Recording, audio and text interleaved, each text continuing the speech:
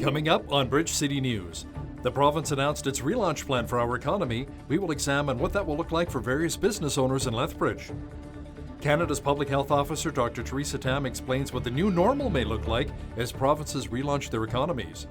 And BCN contributor Brian Lilly explains how the federal government's aid package for farmers is not nearly enough and how producers are taking on too much risk. Your nation. Your province. Your southern Alberta. From the heart of Lethbridge, it's Bridge City News with Hal Roberts. Thanks so much for joining us.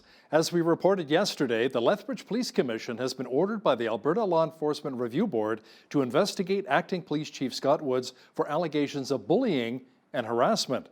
The complaint was filed in August of last year by Sergeant Jay Moulton. Moulton claimed he experienced tyrannical and bullying behavior towards him over the course of nearly a year by both Woods and former Chief Rob Davis. Jeanette Roche joins me now with more details. Jeanette, any updates? Yeah, Hal, well, I'm being told that Sergeant Moulton has been with the LPS for over 20 years and that he's actually on a paid leave now until all of this has cleared up. I wanted to make it clear also that the charges that are being investigated are the bullying and harassment allegations, and that sits with the Police Commission now. Now, in the Canley report, it does actually mention that there were other charges, other allegations of breach of trust that have actually been dismissed, and those charges were against the interim Chief Scott Woods and the former Chief Rob Davis. The breach of trust complaints were dropped by the Police Commission because, according to the Police Act, they didn't have jurisdiction to consider the complaint against Woods because those complaints should have gone to Chief Rob Davis to deal with since he was his superior at the time. However, because Davis was named in the complaint along with Woods, the document states that Moulton felt concern about filing a complaint to the chief about himself, and therefore he went straight to the commission. Sergeant Moulton was informed he'd have to file two separate complaints, one against Woods and submit it to Chief Davis, and a separate one to the commission against Davis. He subsequently followed up with the two separate complaints.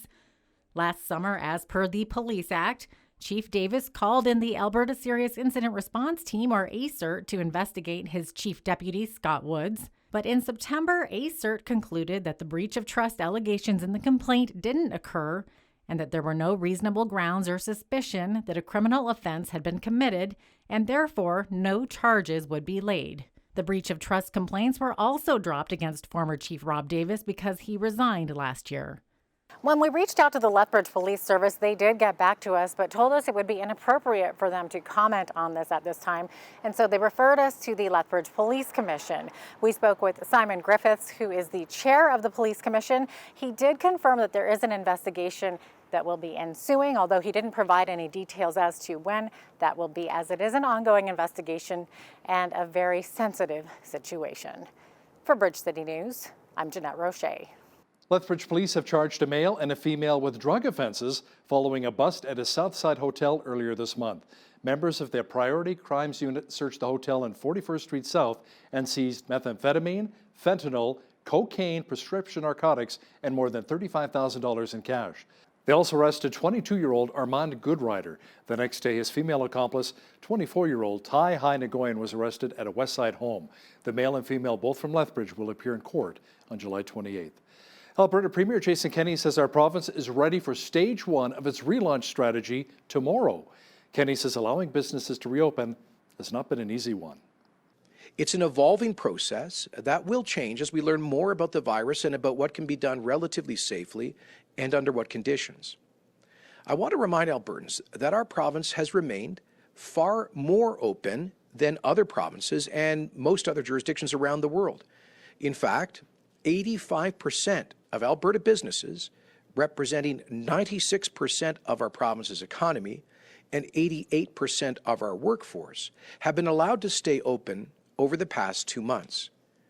On top of that, we're moving more quickly to reopen before other jurisdictions, and we are doing so prudently to reduce the chance of a second spike that could force an even more damaging set of public health restrictions.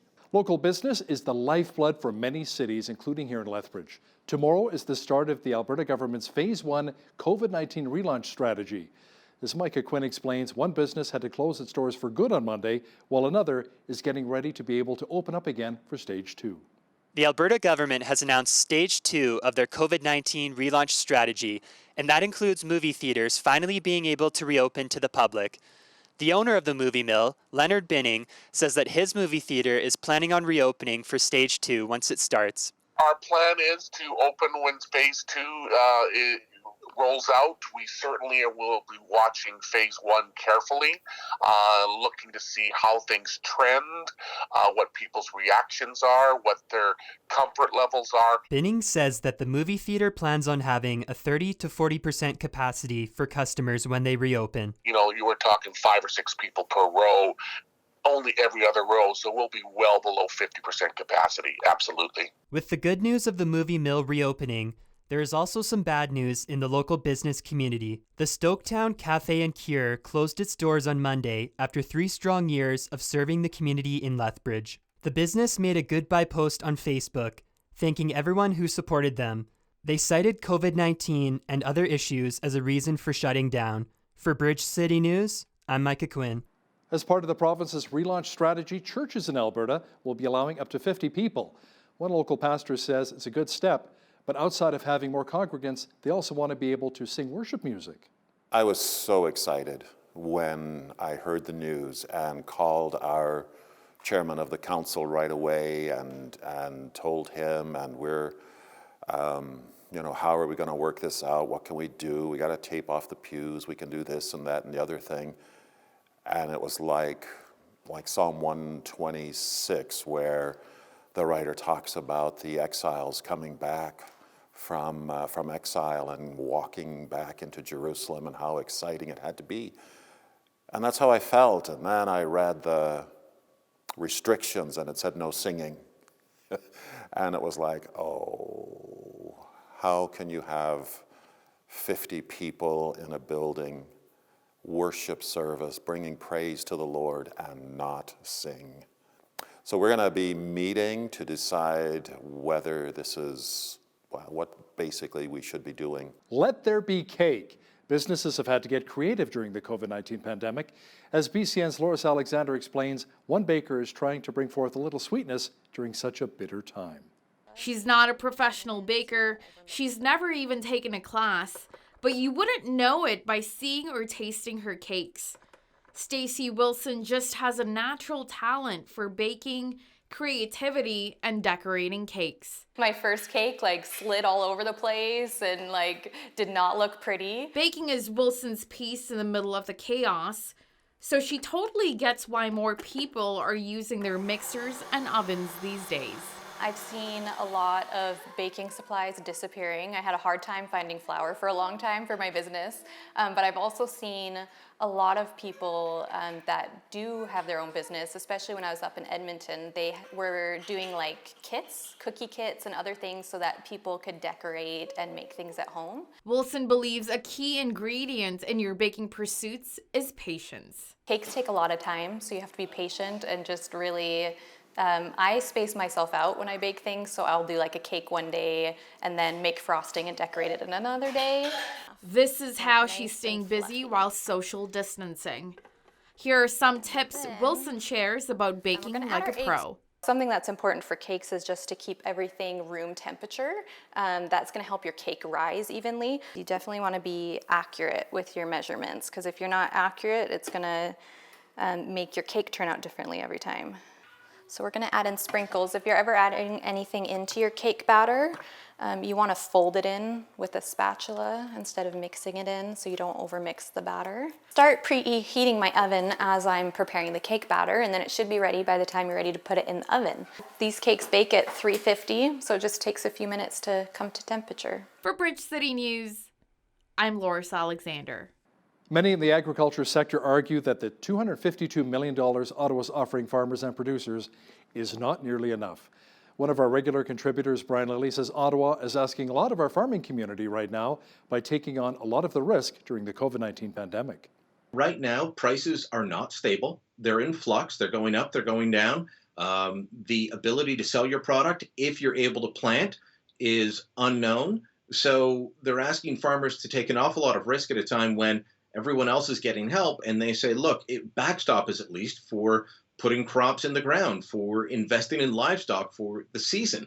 So that's going to be the push, whether, whichever section of the agriculture industry it comes from, that's going to be the push on government. The question is whether they respond. Mr. Lilly will also have more in-depth details on help that seniors will be receiving from Ottawa. That is coming up after Business News. Teachers have had it tough since they've had to switch over from the classroom to online teaching due to COVID-19.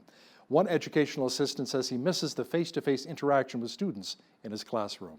The hard part is the students have the same learning difficulty with a lot of the material, but they actually have a harder time learning it because a lot of them have to learn it, by themselves, separate from, just putting a hand up and being able to ask a teacher what the answer is, So I think overall the biggest difference is that it's harder on the students. Pietrantonio says the students have a good attitude and are trying to stay motivated as possible during this time of COVID-19.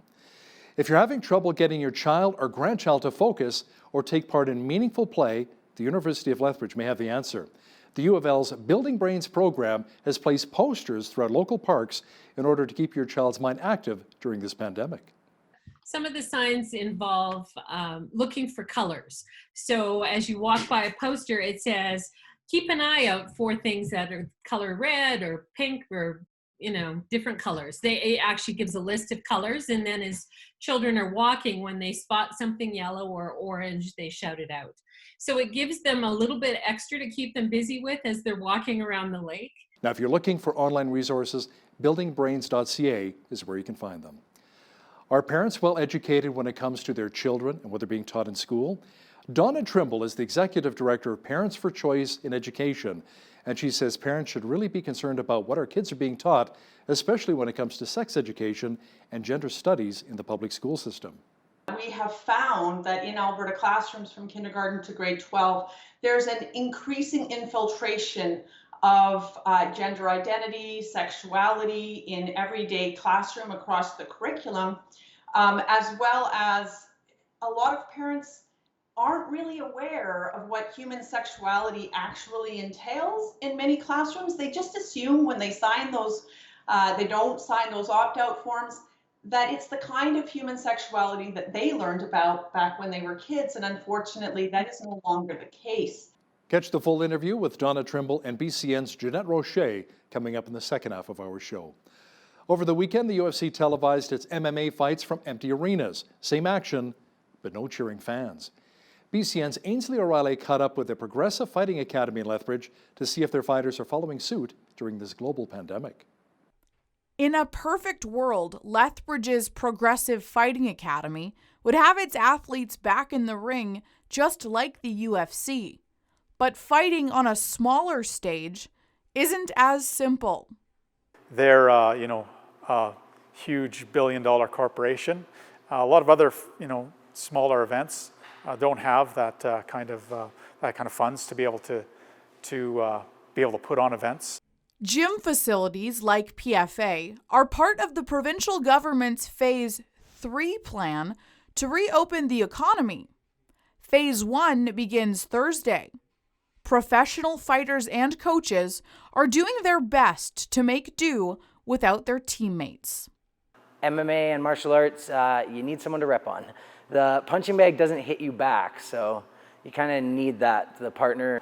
When athletes are supposed to get ready for competition, you need your teammates. You got different training partners who have different strengths and weaknesses. PFA owner Brad Wall says that the fighting community is largely interconnected. If training facilities and partner organizations are forced to shut down, the future of the industry could be bleak. What's going to happen with the future of, combative sports and how we love them? Coach Wall says that he won't let negativity bring him down. If we feed into that, that's not going to help us out anyways. Someone's down, we try and pick them up, and we just try and, keep soaring through and getting better. For Bridge City News, I'm Ainsley O'Reilly. The Better Business Bureau of Southern Alberta has a warning about online puppy scams. The Bureau says it received more reports about fraudulent pet websites in April than in the first 3 months of this year. It was mainly about animals that do not exist or were never shipped. Officials say the coronavirus pandemic has made it easy for scammers to explain why people cannot see a pet in person and to ask for special shipping payments. The Bureau is recommending no pets be purchased without seeing them first, and that people have to consider searching out a local animal shelter. The union representing workers at the Cargill meat processing plant near High River paid tribute to the second employee who died as a result of COVID-19. 51-year-old Benito Quesada was a union shop steward at the plant. He died in hospital last weekend after contracting the novel coronavirus in April. Nearly half of the 2,000 employees tested positive for COVID-19 since the outbreak began. That outbreak also caused the temporary shutdown of the facility for 2 weeks. On another note, Senator Paula Simon said 40 food inspectors, 21 of them in Alberta, have now tested positive for COVID-19. Among the infected are 18 at the meat plant at Cargill. Our country's public health officer, Dr. Theresa Tam, says Canadians should expect a new normal as provinces begin to reopen their economies. It includes non-essential travel and physical distancing measures in grocery stores. This new normal has to be extremely cautious, where you have to monitor what actually happens and evaluate what happens when you do that. But the new normal means that Canadians, every one of us, must continue to observe some very core public health practices, which one of the most difficult is staying home when you're sick. And I keep saying that isn't sort of in our general behavior before this actual pandemic. And people need to be supported to do that. Washing your hands, we cannot talk about it more often. The physical distancing means that we are not going to see mass gatherings anytime soon, not until we have a very good handle on what is going on. And provinces are continuing to look at their advice on maybe small gatherings, particularly ones of importance to the cultural, social context of Canada. The far north region of Saskatchewan continues to have the highest number of COVID-19 infections in the province. The northern region now has 202 cases, 151 are considered active. Health officials say the most are in La Loche and Beauval areas. Across Saskatchewan, there are 573 cases confirmed, but 374 people have now recovered. In an effort to keep staff and customers safe during the coronavirus pandemic, some retailers are turning to robots to perform essential tasks in their stores. Some business owners say it allows the stores to also cut costs while reducing the spread of the virus. The only concern is that growing automation threatens jobs as unemployment soars. Tally is a fully autonomous mobile robot that's designed to really help retailers better take inventory within retail stores. The goal of Tally is to help ensure product is always stocked in the right place and has the right price. So with COVID-19, we think there's a stronger case now more than ever for automation and better data within retail. We think that will drive greater adoption of robotics because it creates an opportunity where there is actually more social distancing in the environment because these tasks are being performed by a robot and not a person. We're taking the dull and monotonous task of cleaning the floor, which might take 2.5, 3 hours, 4 hours in different locations. That's time saved that the janitors and the operators and the staff can now spend providing the vital and critical services to keep everything else clean. We're an advanced tool that allows them to perform at a higher productive level and really enables them to focus on the higher value tasks that robots aren't good at. This game is one of my favorite. I think we're going to continue to see investment in retail automation. You know, they typically won't call in sick, but sometimes they do break. In fact, you can reduce the amount of human contact and therefore, be able to, reduce the possibility of disease spread. There are a set of trade-offs. There's some real benefits to automation. And those, many of them are economic. I think the question is, what happens to workers if they're not doing things that the robots are doing now? Robots are very helpful, but a dog is still man's best friend, right? We had quite a bit of rain earlier today, but the clouds should be breaking and the sky will be clearing. Complete weather details are coming up.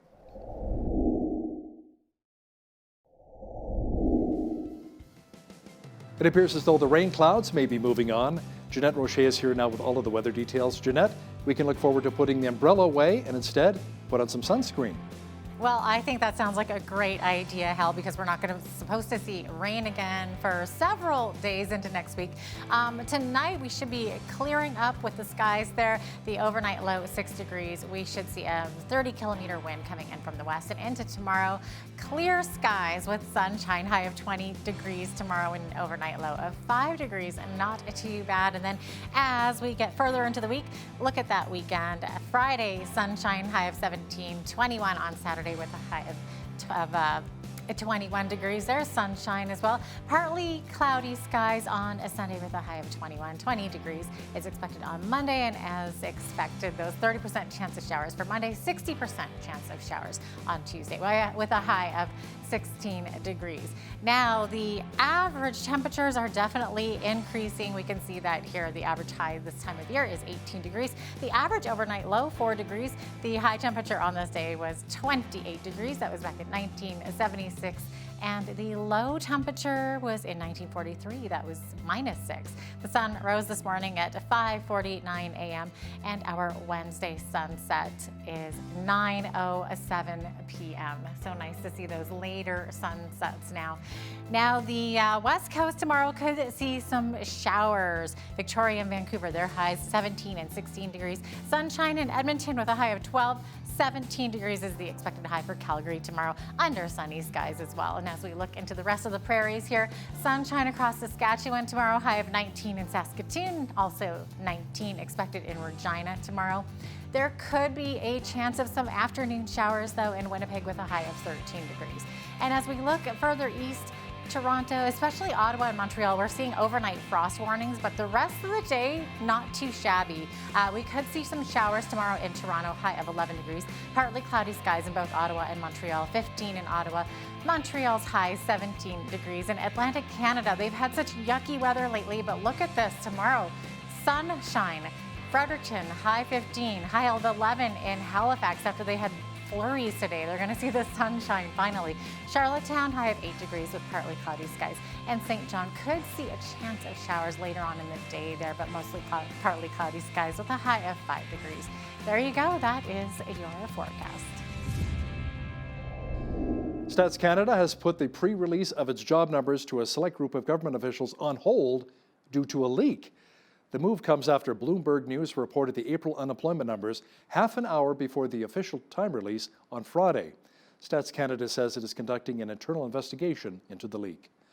WestJet is extending its suspension of thousands of flights by another 4 weeks until July 4th due to the COVID-19 pandemic. The Calgary-based carrier is halting all U.S. international flights and more than 40 domestic routes as public health concerns continue to choke off demand.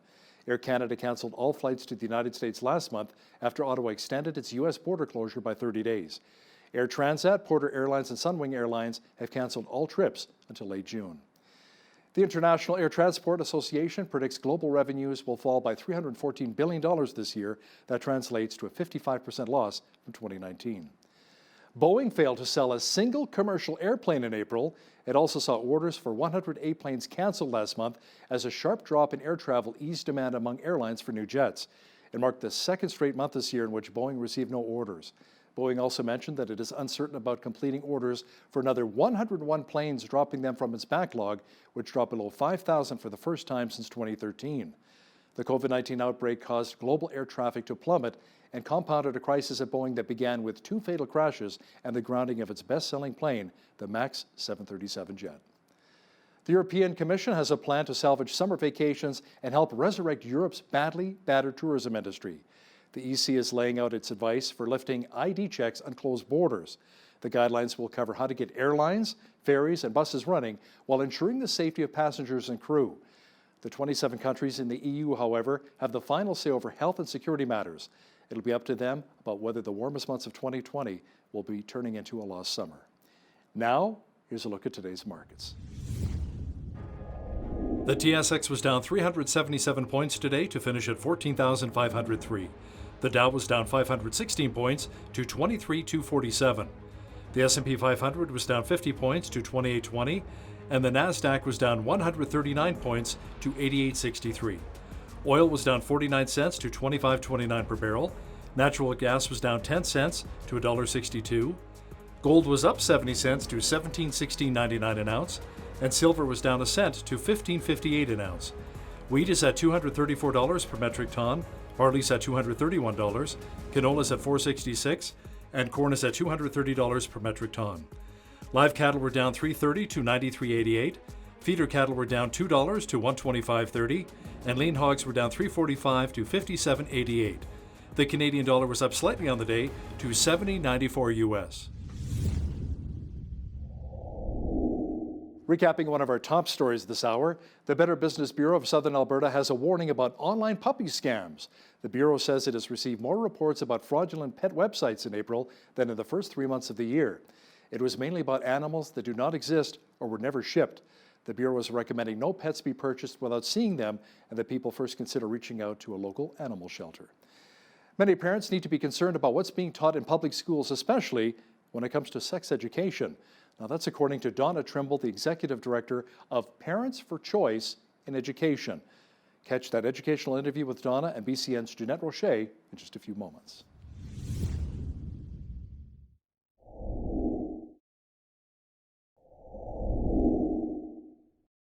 During this COVID-19 pandemic, many parents are likely growing weary of their kids doing school at home. Soon enough, though, our kids will be back in class. The question is, do most parents know exactly what is being taught, especially in the area of sexuality and gender content? Today's guest has some concerns. Donna Trimble is the Executive Director for Parents for Choice in Education. Donna, welcome. Thank you very much for having me. Okay, so Donna, can you tell us what types of sexuality and gender content is leading to increased levels of student distress and parental concerns? Can you share some examples maybe? Sure. Let me start just by explaining that Parents for Choice in Education is an organization that advocates on behalf of all parents having the right to be the primary educator and caregiver of their own children. So we don't take any position on what it is that a parent may choose to allow or want their child to learn in the classroom. What we seek to do is to ensure that parents are well informed so that they can choose wisely what it is that their children are receiving and opt out of content that they do not deem appropriate for their children at that time or going forward. The unfortunate thing is that we have found that in Alberta classrooms from kindergarten to grade 12, there's an increasing infiltration of gender identity, sexuality in everyday classroom across the curriculum, as well as a lot of parents aren't really aware of what human sexuality actually entails in many classrooms. They just assume when they sign those, they don't sign those opt-out forms, that it's the kind of human sexuality that they learned about back when they were kids, and unfortunately that is no longer the case. As a result, we have a large number of firsthand accounts of children and parents that are deeply concerned about what their children have faced in the classrooms across the province, and we just want to make sure parents are aware that this is possible. Okay, well, I'm being told that gender spectrum and gender fluidity, multiple genders, etc., is being taught as a scientific fact, not necessarily as a theory. So what kind of scientific evidence is being presented in the classroom to back this up? I honestly couldn't say. We have evidence of that in a resource called the PRISM Toolkit, which was developed by the Alberta Teachers Association. It's a voluntary optional resource for teachers to integrate gender identity and sexuality across the curriculum. So they are given ideas of how they could integrate these concepts into language arts, mathematics, and even in science. And I can read off of here, literally from in one section of this resource. There's a biology 30 and science 9 question that requires students to respond with the gender spectrum, and those are quotes, as a quote, more authentic way of understanding gender. And so the bottom line is that if that is sitting in a science exam, the assumption on the part of students and what they must answer in order to get a correct answer based on this Alberta Teachers Association resource, which some teachers choose to use in the classroom, is the gender spectrum. I'll give you a few case studies. Quite a few years ago now, at least 2 years ago now, we heard from a mother of a junior high school student. And just so you know, we don't just say these things. If you go to our health and sexuality section under the Be Informed tab at parentchoice.ca, you're going to get all of this information there. So we have linked to the scan of this document. Her child came home and she was flipping through his backpack, getting his lunch and so on. And out plops this Firefly in Schools, which is a resource. And she starts flipping through this resource that she had no idea was being used with her son. And in it, there's a page where it explains and demonstrates that a person's biological sex is completely independent from their gender expression, orientation. And I'm reading this directly. There's a glossary in this little pamphlet that explains terms like cisgender and non-binary and genderqueer, gender fluid, agender, asexual, aromantic, and so on. And she had no idea. Now, someone could make the argument, well, okay, so he brings this home, somebody came in and presented it. The family can just have a conversation with him, talk about the fact that everybody has different perspectives, because you and I know that there isn't a common understanding of whether gender is separate from biology across the population. But the bottom line is that children are harmed when they are presented this information without the awareness of parents. And so I go to the fourth firsthand report that we have on our website, which is an actual court affidavit, sworn court affidavit. And there are two sections to this affidavit, one from the child and one from the parents. Now, the parents had specifically requested that their child not be presented with any confusing information about sexuality and gender because she lives with autism. And I want to quote what this child swore in her affidavit. She said, after attending the Firefly presentation, so here it is again, this was several years later, so this organization is still going into kindergarten through grade 12 classrooms. I started having persistent thoughts that I'm more masculine than feminine, that I was really a boy trapped in a girl's body, that I'm attracted to girls. And I felt very screwed up by these thoughts. Prior to hearing the Firefly presentation, I had never once had these thoughts. These ideas were presented to me for the first time by the two Firefly presenters. So this is evidence that because parents were unaware that this organization was coming into the classroom, and because the school was not respectful of the wishes of the parents, this child is now suffering ongoing trauma from having experienced this presentation. So these are not just, this might happen. This has happened. And if you go to our case studies, you're going to find case after case through our links of children that have been negatively impacted. And there are organizations like SOGI 123, which started in British Columbia and is now in Alberta, presenting resources and content for teachers like the PRISM Toolkit, Firefly in Schools, and other organizations that are coming into schools and introducing this content. So it's very concerning for us, primarily because parents are being left in the dark. It's fascinating. What legal rights do parents have? Does the school have to notify parents when their children are going to be taught on these kinds of human sexuality topics? Right. So the bottom line is we do have opt-out provisions, which are fantastic. It's section 58.11 of the School Act.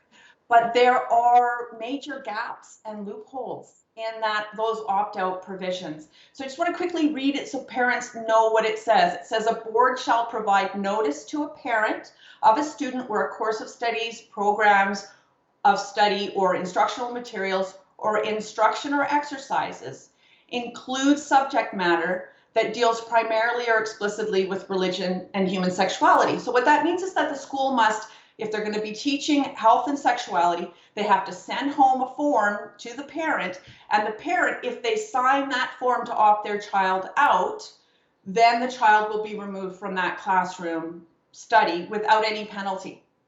Problem number one, the statement that it has to be primarily and explicitly about human sexuality.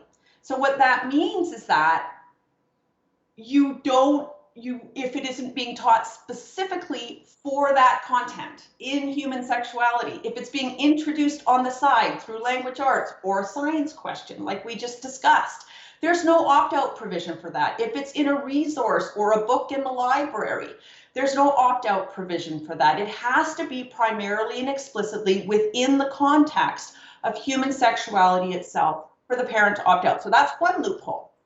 Loophole number two is the fact that this is notification, not consent. So what that means is that the teacher either puts on the website or sends home a piece of paper with the parent, with the child, and backpacks are busy places. If the parent misses that opt-out form or doesn't see it on the website and doesn't sign it, that child's in that class. That child's receiving that content.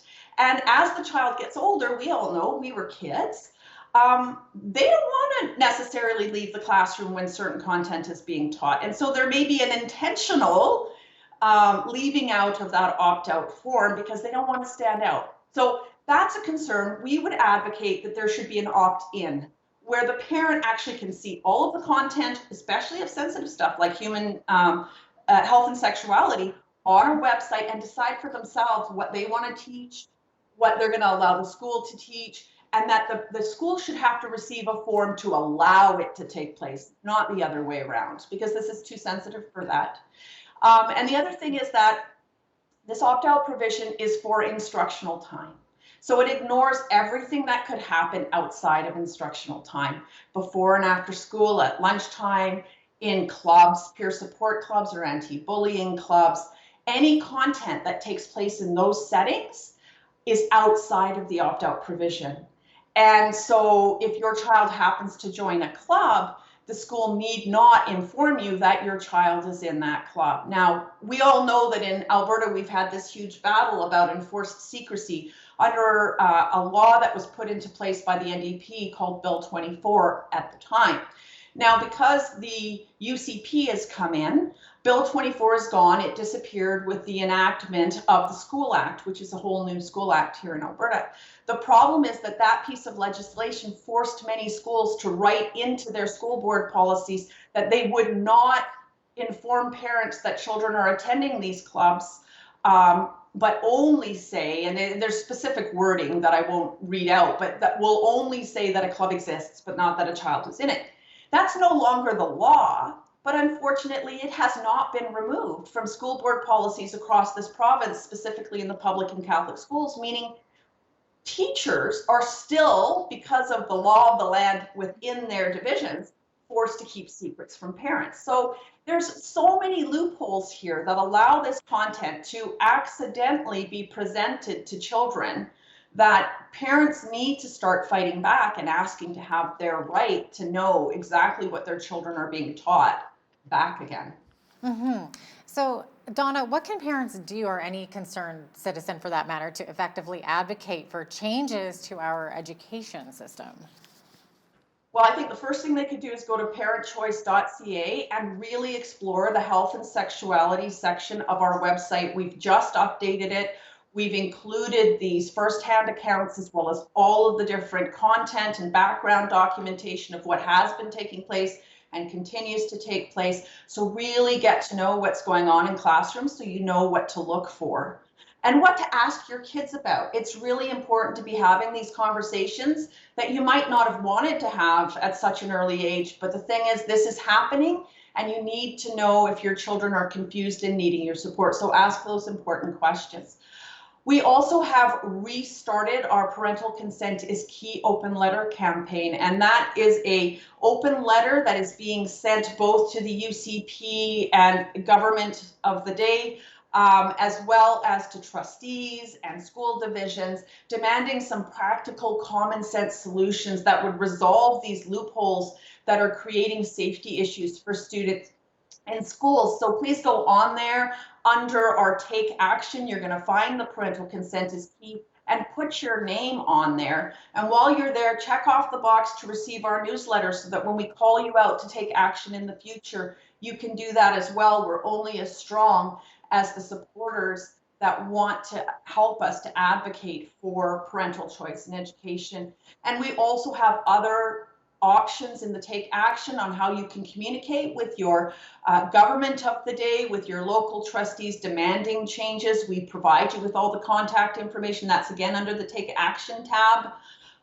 So, you know, there's so many things that parents can do, but start by really making yourself aware. Your children are at home right now, but eventually we will be going back to the classrooms. And this is stuff that still has not been corrected. This is happening. There are people bragging about the fact that there are these loopholes that prevent parents from caring for their own children. Fundamentally, this is about family. It's about parents' right to raise their own children. And if we lose that, it is the foundation of a free society. So we all should stand up, regardless of whether you're comfortable with this content being provided to your children or not. We should be standing up for one another's rights to be the primary caregiver and educator of our own children. Interesting stuff, Donna. Thanks so much for your expertise on all of this. You bet.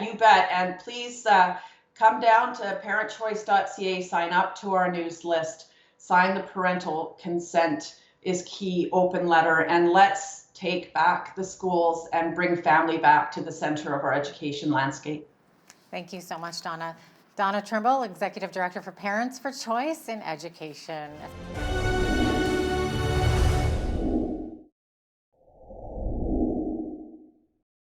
Seniors are finally getting some much-needed help during the COVID-19 pandemic. Prime Minister Justin Trudeau announced a one-time payment of $500. To talk more about it is one of our regular contributors, Brian Lilly from the Toronto Sun. Now, Brian, the entire aid package adds up to about $2.5 billion, reaching almost 7 million seniors across this great land.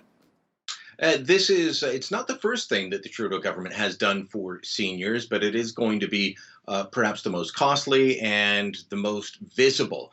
Early on, one of the things that they did was say the amount that you are required to take out of your RIF each year, your Registered Retirement Income Fund, that's what your RRSP turns into at the, when you do retire, that was going to be cut by 25%. So, it just for ease of math, if you have to take out $100 each year, you would only have to take out 75. And that was so that the markets could potentially rebound. Your investments that just saw big losses could perhaps be recouped. But a lot of people were still saying, well, we're facing increased costs.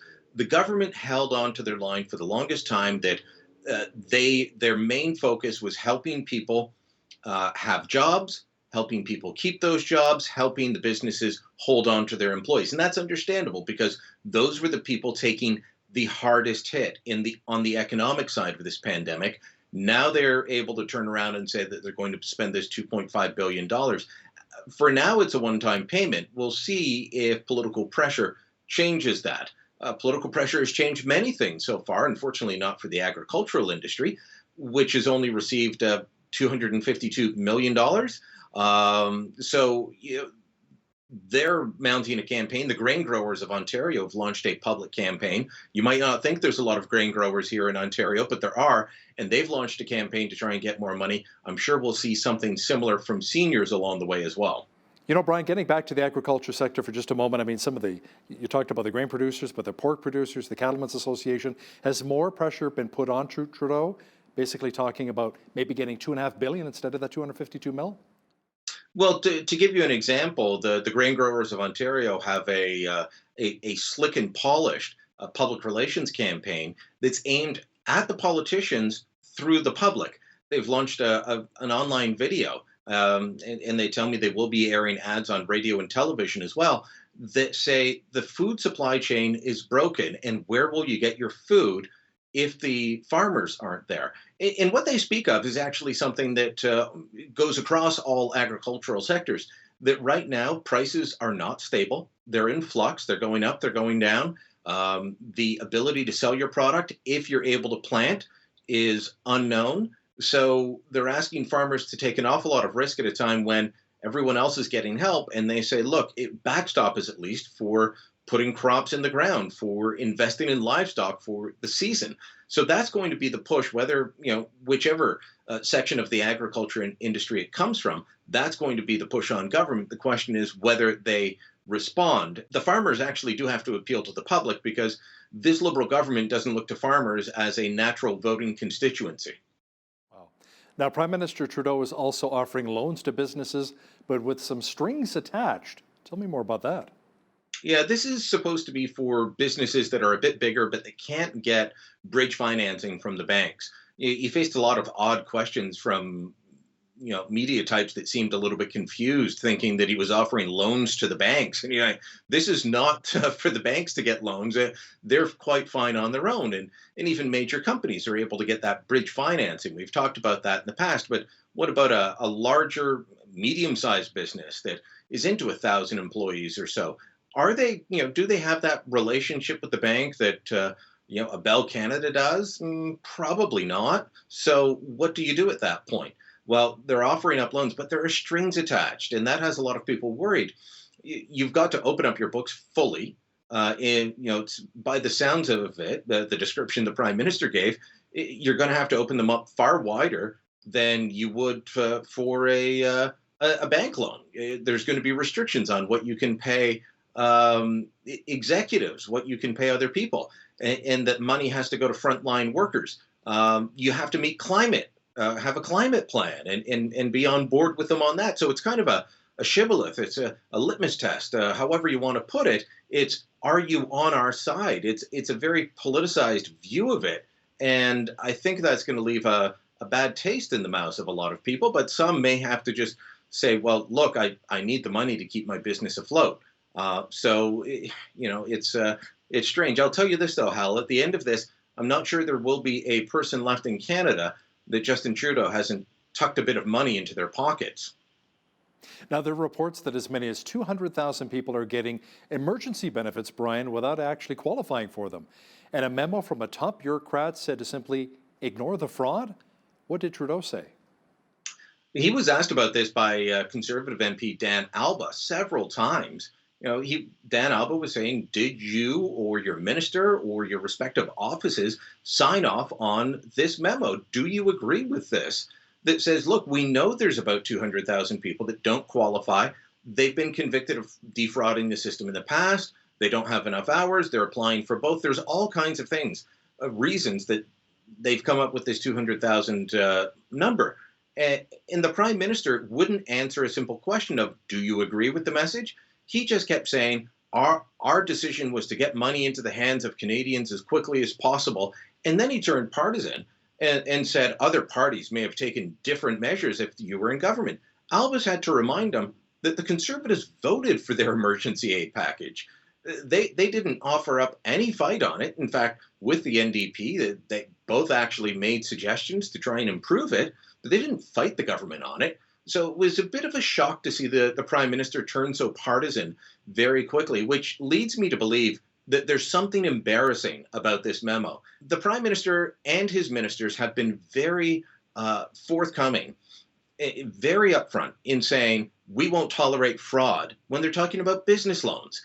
They're very harsh and have all these strings attached. But when it comes to money that goes into the pockets of voters, they seem to have a very lax attitude, which helps reinforce the view that I've come to, that they are using this pandemic and the almost daily monetary announcements as a way to campaign using taxpayers' dollars, campaign for the next election. This is a setup because everyone is going to have had more money in their pockets from this government by the time this is all said and done. Brian, former Prime Minister Stephen Harper recently wrote in the Wall Street Journal that the government may have to shrink after the COVID-19 pandemic is over, as there may be some less government staff. Well, what he's talking about is that governments around the world, and this was in the Wall Street Journal, so this is not aimed specifically at Canada, but the governments around the world have ramped up spending. And as we start to get back to normal, if you want to have a robust economy, government has to pull back a bit and allow the private sector, the free market, to take over and start doing their own investing to allow them to get back to the business of business. Some people may say, well, that's not right. We need more government. Well, if government is taking up all the money to hand it out to people, that's less money for businesses to go and borrow from banks. The money all comes from the same locations. Governments don't have a magic pot of money, despite what it might seem at times. So he's making the case not to shrink government below what it was, but to say you're going to have to pull back. And he knows a bit about this. Stephen Harper dramatically increased the size of government and government spending during the 2008 2009 global financial crisis. And it took him a while. It wasn't all at once, it was gradual. It was much slower than I liked, I'll tell you that much. And I can tell you that at the end, there were still thousands of extra employees on the payroll compared to when it started. So, but you do have to be able to dial it back. Even Bob Ray was on CBC recently saying the government is not an ATM. You can't just keep taking out money. So if a socialist former premier of Ontario is going to go on the state broadcaster and say that, I think we can all agree that, yeah, the government doesn't have an unlimited supply of money. Well, yeah, and it's taxpayers' dollars. It's not free money. Sometimes politicians forget that, right? You've got to pay it back at some point. Yeah. May 14th is a big day here in Alberta as we phase in part one of our relaunch strategy. Many provinces are slowly reopening their economies once again, but some business owners you've spoken with are a little concerned about their employees and how things may change. Well, it's there's different people in our office at the Sun who've been talking to different aspects. So one of my colleagues talked to hair salon owners about how are you going to deal with this? And, they're talking about being able to wear PPE. Will they be able to get enough personal protective equipment like gloves and masks? Those are in hot supply. And we still need them for long-term care homes. We still need them for hospitals. So, but they'll be looking for that. They're also looking at, do they wash your hair when you go in for a haircut? With the technician hanging over you, mouth to mouth at the sink. Well, maybe not. Maybe they changed things up. They're still working through that. I specifically spoke to people in offices, and here in Toronto, we've got towers, 60 stories and higher, and folks are saying, okay, what about the elevators? And when I wrote about this on the weekend, people on social media said, well, just take the stairs. Sure, if you're on the 54th floor, you're not taking the stairs, Hal. So, there's going to have to be different elevator etiquette. What about office cubicles? Regardless of whether you're in a small town or a big city, if you work in an office, there's a good chance there's cubicles and you're sitting pretty close. So managers are trying to figure out how close can I still sit people? Lunchrooms. I spoke to one fellow who said lunch is now scheduled over 2 hours because of the limits on the number of people that they allow to go to the lunchroom at any given time. So there's a lot of different changes that managers are looking at that, people might think they're small, they're minor, but once they get back to work, if they've been off work, they might look and say, well, wait a minute, I used to do this. I'm not comfortable with it anymore. And those are the big challenges businesses are facing right now. We recently had Calgary Tory MP Michelle Rempel-Garner on our show on Bridge City News talking about her petition against the Liberals' gun ban. It now has over 165,000 signatures. Brian, the AR-15, which the Prime Minister wants banned because it's an assault rifle, may not actually be an assault rifle. Well, I've never accepted that term, but because there's no legal definition of an assault rifle. And as I pointed out to people, if I attack you with a pen, I could stab you with a pen. That makes it an assault pen. Well, the pen is mightier than the sword, though, right? This is true. So assault rifle has no legal definition. Neither does this term. They use military-grade assault weapon. The AR-15 and the rifles on the list are not military grade. I've trained with the military. I've fired all the military-grade rifles. These don't qualify. You would not go into battle with these. But someone sent me an article from The Blue Line, and this is a police magazine, Canada's biggest independent police magazine, goes across the country. And it was saying, as police were adopting what they call patrol carbines, it was reminding officers, do not call them assault weapons. Do not call them military style. They're not. They're only semi-automatic. They can only have this. So it went through this. And so I looked at it and I said, well, why not? I wrote up a column saying, if the cops won't call them that, why are the politicians? And the answer is quite clear. They use those terms because they're full of emotion. I still don't understand how the government is going to deal with taking guns away from or dealing with gang street crime and the gun violence that goes with that by taking guns out of people's basements that they only ever take to the range and they've never used in a crime. The Conservatives and many other Canadians have taken a little issue with Harrington Lake, Brian, the mansion cottage that received another mansion cottage. Tell me a bit about that. Well, if you remember back around Easter, the Prime Minister broke all the rules. He broke his own social distancing rules, went up to see his family who'd been up there for 3 weeks.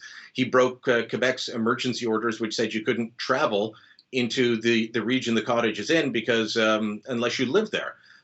And so as that was going on, a guy who used to go to that cottage quite a bit, Ben Harper, he's the son of the aforementioned Stephen Harper, the former PM, he said, those photos that the Trudeaus posted are not of the cottage at Harrington Lake. And by the way, I looked up the area on Google Map, and there's a big new building there. Conservative MP Pierre Poilievre picked up on that and asked what was going on, and he was roundly mocked in official Ottawa, saying, ha, ha, ha, this isn't true. Turns out the National Capital Commission admitted it's true. There's an $8.6 million renovation going on at Harrington Lake to restore the Prime Minister's official summer residence. That includes $2.5 million to put up this, what they called the caretaker's cottage. But it's been like pulling teeth to get information from the government organization that looks after it. They said, we just moved the caretaker's cottage down from a different part of the property. No, they didn't. They took the caretaker's cottage, they expanded it. It's 5,000 square feet. The bunkie at the official government cottage is 5,000 square feet. It seems opulent, especially when we can't even get them to fix 24 Sussex Drive. They're spending the money on the cottage and not on the official residence. It makes no sense. But worst of all, Hal, they're trying to hide it.